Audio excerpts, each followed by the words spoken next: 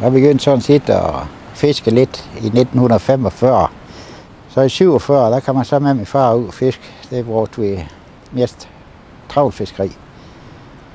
Og der kunne vi jo fange fisk. Der var vi både ul og rødspætte, torsk og skrub og ålkopper og hummer og reje. Ja, det var alt. Ja, vi kom så frem til 1965, hvor Limfjorden den begyndte at blive forurenet. Der døde vores hummer, og der døde vores rejer. Og så er så i 72, vi får alle småbøger kloakeret. Det rendte direkte ud i Limfjorden, uden rensningsanlæg. Og der forsvandt alt fisk fra Livøbredden.